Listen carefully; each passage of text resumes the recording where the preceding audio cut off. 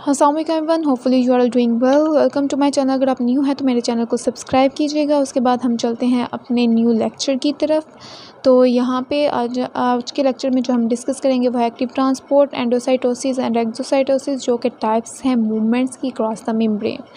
अगर हम अपनी फ़र्स्ट मूवमेंट की बात करें तो हमारे पास है एक्टिव ट्रांसपोर्ट।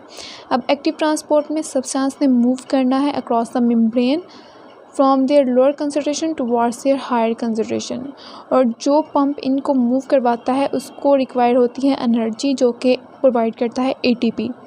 जैसे कि आप यहाँ पे डायग्राम में देख रहे हैं कि ये पंप में जो है वो एनर्जी गेन कर रहा है और सब्सटेंस को मूव करवा रहा है from the extracellular towards the inside of the cell. अगर हम इसकी मेन एग्जांपल की बात करें तो यहाँ पे हमारे पास आ जाता है सोडियम पोटाशियम पंप। अब ये क्या करता है कि ये पोटाशियम की कंसंट्रेशन को इनसाइड मेंटेन करता है, हायर कंसंट्रेशन ऑफ पोटाशियम को इनसाइड मेंटेन करता है, और सोडियम की कंसंट्रेशन को outside of the cell maintain करता है।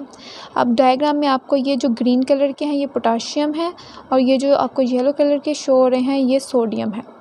अब सोडियम की हायर कंसंट्रेशन को आपने करवाना है यहाँ पे outside of the cell maintain, और पोटाशियम की कंसंट्रेशन को आपने करवाना है इनसाइड ऑफ द सेल। और ये जो है एटीपी के थ्रू एनर्जी लेगा और 3 मॉलिक्यूल्स ऑफ सोडियम को आउटसाइड मूव करवाएगा और पोटाशियम के 2 मॉलिक्यूल्स को इनसाइड मूव करवाएगा। इस तरह से जो ये वर्क करता है और सोडियम और पोटाशियम की एक्टिव ट्रांसपोर्ट करवाता है।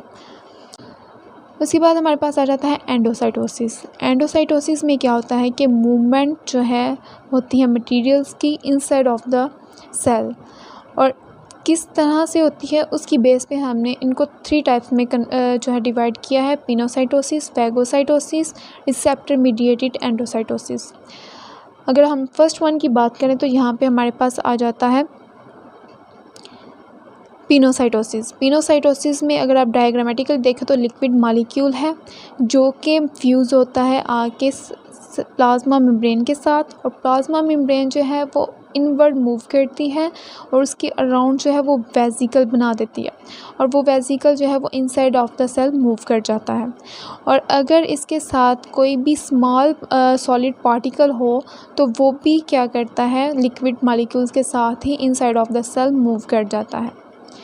इस तरह से जो भी लिक्विड पार्टिकल्स हैं वो inside of the cell move करते हैं, और इस प्रोसेस को हम कहते हैं पिनोसाइटोसिस। उसके बाद नेक्स्ट जो हमारी टाइप आ जाती है वो है फैगोसाइटोसिस। फैगोसाइटोसिस में क्या होता है कि कोई भी सॉलिड पार्टिकल्स जो है वो मूव करता है इनसाइड ऑफ द सेल। अब कोई भी सॉलिड पार्टिकल्स है वो आके इसके प्लाज्मा मेम्ब्रेन के साथ फ्यूज़ होगा, इसके अराउंड जो है वो प्लाज्मा मेम्ब्रेन वेसिकल बनाएगी, और वो वेसिकल जो है वो इनवर्ड मूव कर जाएगा।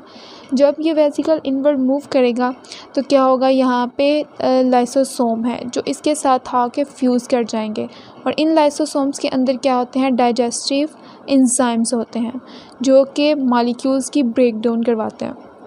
जब ये मॉलिक्यूल्स की ब्रेक डाउन करवा देते हैं तो हम इनको जो है वो एक्सोसाइटोसिस के थ्रू सेल से बाहर मूव कर देते हैं।